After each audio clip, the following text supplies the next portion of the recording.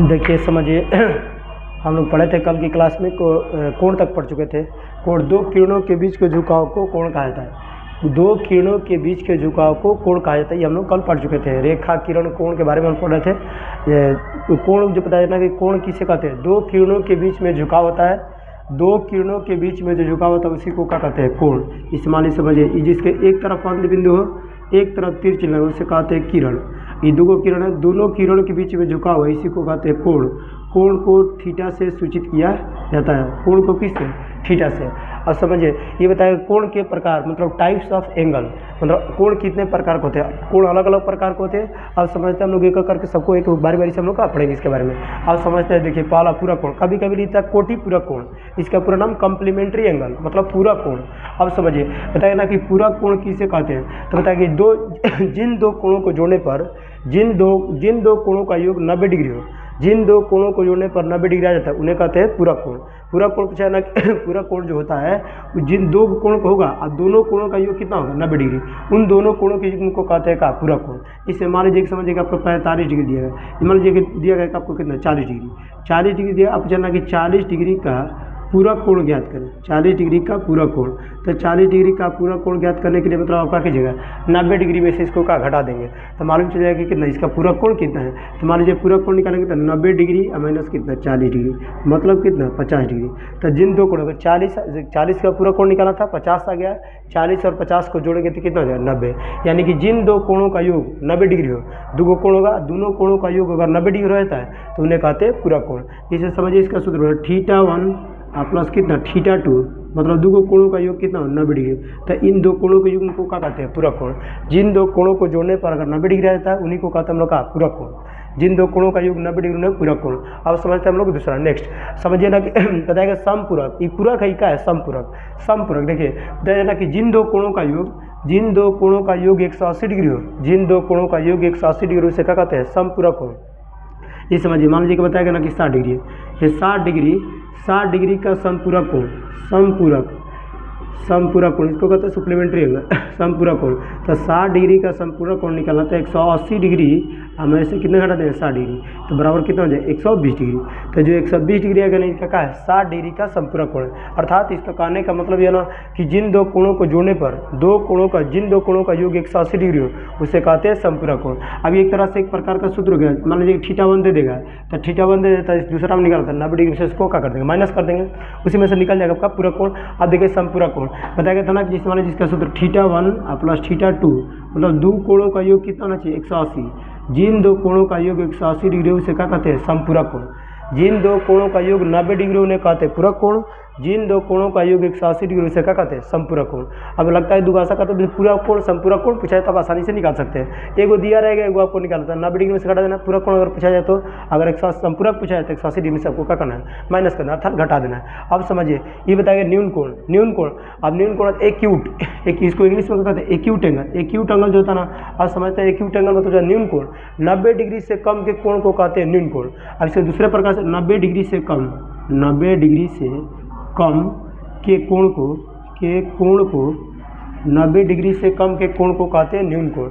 90 degree से जितना भी कम कोण होगा ना, 89 तक 80 तक हो जाएगा ना 90, अब 0 से लेकर 89 तक जो भी होगा ना उस सबका न्यून कोण। 90 डिग्री से कम के कोण को कहते हैं न्यून कोण।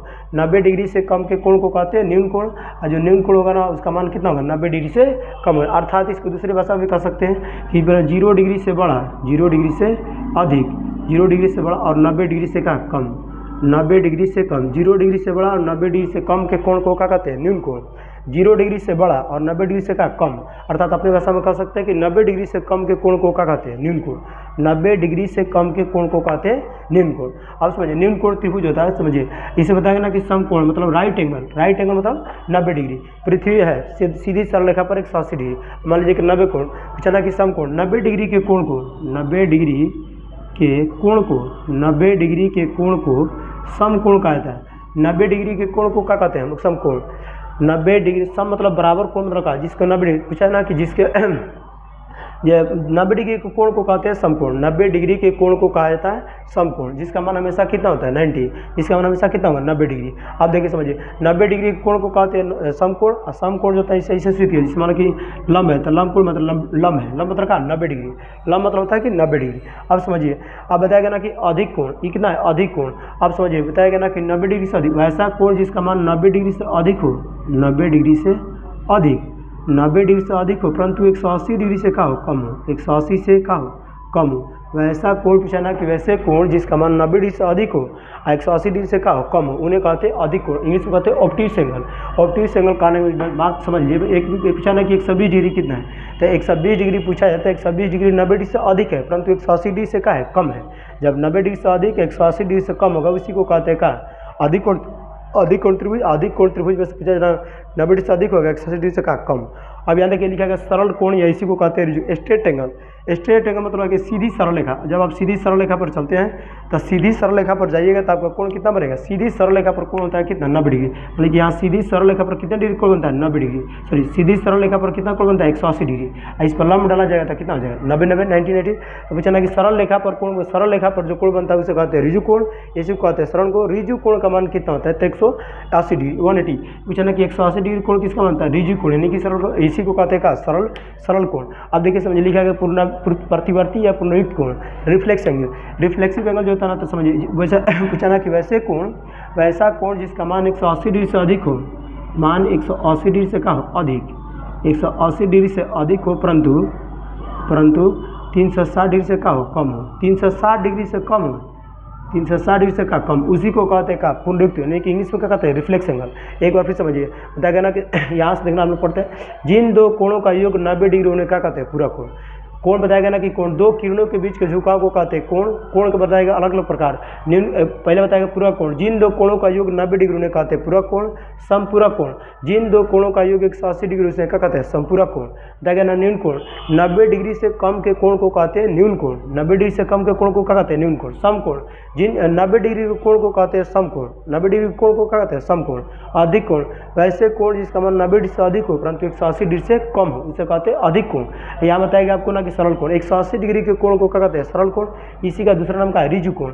अब प्रतिवर्ती कोण, 180 डिग्री से अधिक, 180 डिग्री से अधिक परंतु 360 डिग्री से कम, 180 डिग्री से अधिक होना चाहिए परंतु 360 डिग्री से कम होना चाहिए, इसी के कोण को क्या कहते हैं प्रतिवर्ती, इसी को क्या कहते हैं पुनरुक्त कोण।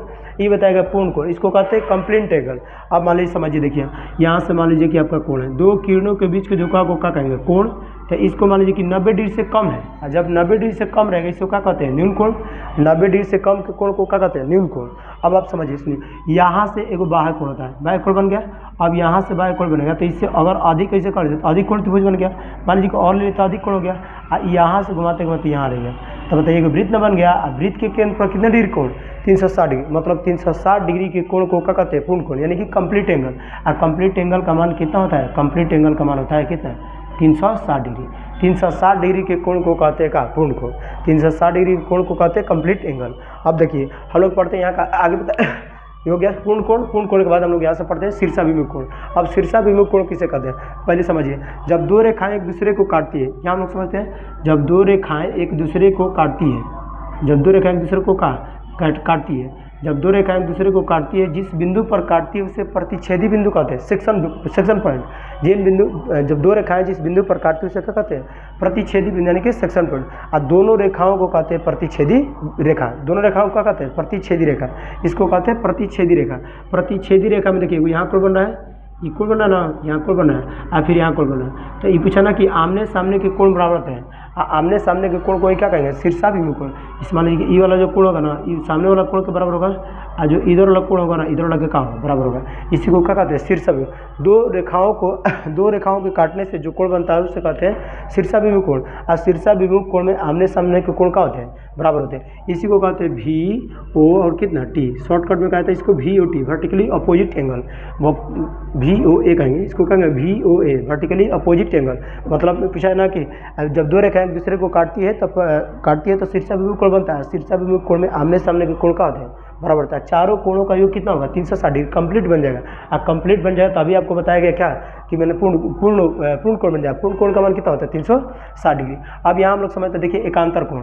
अब एकांतर कोण में आपको समझना सबसे पहले आपको रेखा बताना पड़ेगा। देखिए इसे मान लीजिए कि यहाँ आपको रेखा है, ठीक, यहाँ एक समांतर बताया गया था इससे पहले वाले वीडियो में आपको, का समांतर रेखा, समांतर रेखा वैसी दो रेखाएं जो कभी भी एक दूसरे को काटती नहीं है, वैसी दो रेखाएं जो कभी भी एक दूसरे को काटती नहीं है तथा दोनों के बीच की दूरी हमेशा क्या रहता है बराबर। दोनों के बीच की दूरी बराबर रहेगा और दोनों कभी भी रेखाएं एक दूसरे को काटेगी नहीं। उन दोनों रेखाओं को क्या कहते हैं समांतर रेखा। अब समझिए एक तिर्यक रेखा होता है, जब कोई दो समांतर रेखाओं को कोई तीसरी रेखा भिन्न भिन्न बिंदुओं पर काटती है, इनको क्या कहते हैं तिर्यक रेखा। ये तिर्यक रेखा, ये दोनों को क्या कहते हैं समांतर रेखा। ये रेखा का नाम क्या है तिर्यक रेखा, इसको कहते हैं तिर्यक, इसको कहते हैं तिर्यक रेखा। इसको इन दोनों को कहते हैं का समांतर रेखा, पैरेलल लाइन, इसको क्या कहते हैं समांतर रेखा। अब समझते हैं हम लोग अपना कोण। सुनिए देखिए बताया गया एकांतर कोण। अब देखिए जब दो समांतर रेखाओं को कोई तीसरी रेखा भिन्न भिन्न बिंदुओं पर काटती है तो उससे क्या बनता है कोण बनता है। उन्हीं कोणों को इसमें से हम लोग को पढ़ना। अब समझिए देखिए ये बताया गया एक रेखा है, ये सीधी रेखा है तो यहाँ कोण बनेगा, फिर यहाँ कोण बनेगा, फिर नीचे बनेगा, फिर का यहाँ बनेगा। अब मान लीजिए इसी तरह से यहाँ बनेगा, फिर यहाँ बनेगा, फिर नीचे बनेगा और फिर का यहाँ बनेगा। अब समझिए। अब बताइए बताया गया ना क्या बता रहा है एकांतर कोण। एकांतर मतलब एक को छोड़कर, एकांतर मतलब का एक को छोड़कर, एकांतर दिन होता है। इसे मान लीजिए अब देखिए यहाँ से पूछा ना कि कोण है, मान लीजिए हम कोण का नाम लेते हैं 1 2 3 4 5 6 7 और कितना 8। अब देखिए समझिए एकांतर कोण लिखा गया। अब देखिए सुनो, एकांतर कोण जो होता है ना, एकांतर कोण दो प्रकार के, एगो अंतः एकांतर कोण और कितना एगो बाह्य एकांतर कोण। एकांतर कोण कितने प्रकार के, दो। एक होता है अंतः एकांतर मतलब जो अंदर हो, एक बाह्य एकांतर मतलब क्या मतलब बाह्य कोण हो। मतलब पूछना कि बाह्य एकांतर कोण अंतः एकांतर कोण। तो ये पूछना कि एकांतर कोण, एकांतर मतलब एक को छोड़कर, एक को क्या कहते हैं छोड़कर। अब देखिए ये पूछना एकांतर कोण तो अंत होता है जो, देखिए समझिए ये दोनों समांतर रेखा है, दोनों समांतर रेखा के जो नीचे होगा मतलब इसके अंदर जो होगा उसे कहते हैं अंतः एकांतर, सब इसके अंतः कोण कहते हैं। और जो बाहर बनेगा दोनों रेखा के जो बाहर बनेगा उसे क्या कहते हैं, उसे कहते हैं बाह्य कोण। नीचे दोनों रेखा के अंदर बनेगा, दोनों रेखा के बीच में बन रहा है, दोनों रेखा के अगर बीच में बनेगा तो इसे कहते हैं अंतः कोण। और जो बाहर दोनों रेखा के बाहर बन रहा है उसे क्या कहते हैं बाह्य कोण। देखिए समझिए पहले यहाँ हम लोग समझते हैं। देखिए बताया गया ना, अगर मान लीजिए कि जो ऊपर बनेगा वो क्या है बाह्य कोण, जो अंदर बनेगा उसे क्या कहते हैं एकांतर कोण। देखिए एकांतर कोण उसको कहेंगे अंतः एकांतर, अंतः एकांतर, अंतः एकांतर कोण। अब अंतः एकांतर कोण मतलब सुनिए जो अंदर बनेगा एकांतर भी होना चाहिए, मतलब अंतः कोण बता रहा है। अभी हम बता रहे हैं का अंतः कोण। अभी देखिएगा अंतः कोण, अंतः कोण मतलब जो अंदर बनता है। देखिए कोण 3, कोण 4, कोण 5, कोण 6, ये सब जो बना देखिए दोनों रेखा के अंदर बना है, इसलिए क्या है अंतः कोण। अब जाना कि बाह्य कोण, बाह्य कोण एक्सटीरियर एंगल। अब देखिए बाह्य कोण, बाह्य कोण मतलब दोनों रेखा के जो बाहर बना है, बाहर मतलब दोनों ऊपर, कोण 1, कोण 2, कोण 7 और कोण कितना 8। अब देखिए नीचे बना है कोण 7 और कोण 8 जो है बाहर बना है, तो कोण 1 2 7 और 8 क्या है, ये पूछना कि आपसे क्या है बाह्य कोण है। तब बताइए जो अंदर बने दोनों रेखाओं के जो नीचे बनेगा उसे कहते हैं अंतः कोण, और जो बाहर बनेगा उसे क्या कहते हैं बाह्य कोण। अब आगे हम लोग समझते हैं। देखिए अब बताइए ना एकांतर कोण, देखिए अंतः एकांतर कोण, अंतः एकांतर कोण। अब अंतः एकांतर कोण का मतलब कि अंदर होना चाहिए, एक को छोड़ के होना चाहिए। देखिए समझिए माना कि 3 है तो 3 का एकांतर कोण इस रेखा पर इस जाना चाहिए था मगर जा नहीं रहा है। समझिए इधर से इधर जाना चाहिए था, मतलब देखिए 3 का एकांतर कोण का है 6। एकांतर कोण से जो 3 होगा वो किसके बराबर है 6 के, और जो 4 होगा ना वो किसके बराबर होगा 5 के। जो 4 होगा किसके बराबर 5 के। ये अंतः एकांतर कोण है। ये कौन कोण है अंतः एकांतर, मतलब अंदर बना है परंतु कब बना एकांतर, एक को छोड़ 3 का संगत, 3 का इस कितना 6, 4 का कितना 5। इसी प्रकार से देखिए बाह्य एकांतर कोण यहाँ बताया जाएगा बाह्य एकांतर कोण। बाह्य मतलब बाहर से होना चाहिए, एकांतर मतलब का एक को छोड़ कर चाहिए बाह्य एकांतर कोण। अब बाह्य एकांतर कोण को बनाएंगे तो देखिए समझिए बताया गया ना कि देखिए ये 2 है, ये 2 1 2 7 8 का है मतलब बाह्य कोण है। अब बाह्य कोण में एकांतर होना चाहिए, मतलब 2 का क्या होगा 8, 1 का कितना होगा 7। मतलब समझिए ना कि कोण जो 2 होगा ना कोण 2, वो कोण किसके 2 होगा किसके बराबर कोण 8 के बराबर, और जो कोण 1 होगा ना वो कोण किसके बराबर कोण 7 के बराबर। ये क्या है बाह्य एकांतर कोण है। इस समझिए देखिए अंतः एकांतर 3 6, अंतः एकांतर 4 5, और बाह्य एकांतर 7 और कितना 1, और बाह्य एकांतर 2 और कितना 8। ये क्या है बाह्य एकांतर कोण है। अब आगे हम लोग समझते हैं। देखिए अब बताया जाना कि देखिए समझिए संगत कोण, इसमें समझना का संगत कोण। देखिए यहाँ समझते हैं हम लोग। देखिए संगत कोण इसको कहते हैं संगत कोण। अब संगत कोण का होता है समझिए, देखिए समझिए एक मान लीजिए जो बाह्य, देखिए ये दो है, दो के देखिए रेखा के ऊपर है, तो इस रेखा के ऊपर कौन है 6, संगतिया ही होगा। देखिए रेखा के ऊपर है 2, तो ये रेखा के ऊपर कितना होगा 2, तो मतलब जो कोण 2 होगा ना वो कोण किसके बराबर होगा 6 के। मैंने कोण 2 का संगत कोण कितना है, कोण 2 का सॉरी ये रेखा के ऊपर है तो ये भी रेखा के ऊपर, तो कोण कितना होगा 6, ये रेखा के नीचे है 4, तो ये भी रेखा के नीचे है, तब कोण जो 4 होगा ना कोण 4 वो किसके बराबर है कोण 7 के, ये एक असंगत कोण से। अब समझिए इधर आ जाते हैं हम लोग, जो कोण 1 होगा, कोण 1 रेखा के ऊपर है, तो कोण 5 क्या है रेखा के ऊपर है, मतलब कोण 1 जो होगा ना कोण 5 का है संगत कोण है। अब समझिए जो 3 है ना रेखा के नीचे है, तो 8 है जो का है 3 के मतलब सॉरी रेखा के का है नीचे, तब कोण जो 3 होगा ना वो कोण किसके बराबर, ये सब का है संगत कोण, संगत कोण हो गया। अब समझिए इस संगत कोण का हो गया बराबर हो गया। अब एक उदाहरण लेकर आपको बताया जाएगा, पहले आप समझ लीजिए। देखिए ये जो एक बताएगा ना कि संगत कोण, तो संगत कोण ये रेखा के ऊपर है तो 2, इस रेखा के ऊपर कितना है 6 हो गया, 2 और 6। उसका पूछा ना कि ये 4 का संगत कोण कितना होगा 7, ये 3 का संगत कोण कितना होगा 8, इसकी रेखा के नीचे तीवी रेखा के नीचे, ये का संगत कोण 5। अब इस तरह से आपको संगत कोण बताएगा। अब देखिए यहाँ बताएगा आसन कोण, अब देखो आसन कोण होता है। अब आसन मतलब क्या होता है समझिए, इस मान लीजिए कि यहाँ रेखा है, मान लीजिए समझिए 2 किरणों के बीच के झुकाव को क्या कहते हैं कोण। अब जितना भी कोण है उसको 2 बराबर भागों में बांट देंगे। आसन कोण मतलब दोनों को उभयनिष्ठ, दोनों किरणों के बीच में एक रेखा ऐसे खींच है, दोनों के बीच में किरण, तो इसको ये जो रेखा दिखाई रहा है इसी को क्या कहते हैं, इसको कहते हैं आसन कोण। इसको क्या कहते हैं आसन एडजेसेंट एंगल, इसको कहते हैं आसन कोण, इसको क्या कहते हैं आसन कोण। एक बार फिर से हम लोग समझते हैं तब उदाहरण लेके बताया जाएगा। पहले समझिए कोण बताएगा कि 2 किरणों के बीच के झुकाव होता है उसी को कोण कहते हैं। कोण का अलग अलग प्रकार बताएगा। जिन 2 कोणों का योग 90 डिग्री उन्हें पूरक कोण कहते हैं। जिन 2 कोणों का योग 90 डिग्री उन्हें क्या कहते हैं पूरक कोण। और जिन 2 कोणों का योग 180 डिग्री से कहते हैं समपूरक कोण। बताएगा न्यून कोण 90 डिग्री से कम के कोण को कहते हैं न्यून कोण। सम कोण बताएगा 90 डिग्री के कोण को क्या कहते हैं सम कोण। अधिक कोण वैसे अधिक कोण मतलब वैसे कोण जो है वैसे कोण जिसका मतलब 90 डिग्री से अधिक परंतु 180 डिग्री से कम उसे को कहते हैं अधिक कोण। और सरल कोण या ऋजु कोण का कहते हैं। पूछा ना कि 180 डिग्री के कोण को कहते हैं ऋजु कोण। और प्रतिवर्ती या पुनरुक्त कोण तो 180 डिग्री से अधिक परंतु 360 डिग्री से कम के कोण को कहते हैं पुनरुक्त कोण। और पूर्ण कोण 360 डिग्री के कोण को कहते हैं कंप्लीट एंगल मतलब क्या पूर्ण कोण। अब समझिए यार शीर्षा बिंदु, जब 2 रेखाएं एक दूसरे को काटती है, जब 2 रेखाएं एक दूसरे को काटती है जिससे कोण बनता है उसे क्या कहते हैं शीर्षा विमुख कोण। वर्टिकली अपोजिट एंगल शीर्षा विमुख कोण। शीर्षा विमुख कोण आमने सामने के कोण का होता है बराबर। और चारों कोणों का जोड़ कितना होना चाहिए 360। यहाँ बताइए जब 2 रेखाएं एक दूसरे से काटती नहीं है, जब 2 रेखाएं एक दूसरे काटती नहीं है, दोनों रेखाओं के बीच की दूरी हमेशा बराबर होने का कहते हैं समांतर रेखा। और सब जब कोई समांतर रेखा को कोई तीसरी रेखा भिन्न भिन्न बिंदुओं पर काटती है तो उनको कहते हैं उन्हें कहा जाता है तिर्यक रेखा। उनको क्या कहते हैं तिर्यक रेखा। अब समझिए तिर्यक रेखा ये बताएगा यहाँ से एकांतर कोण, जो एकांतर मतलब होता है कोई छोड़कर, एक होता है अंतः कोण क्या होता है बाह्य कोण। अब जो अंदर बनेगा उसे अंतः कोण कहते हैं, जो बाहर बनेगा उसे क्या कहते हैं बाह्य कोण।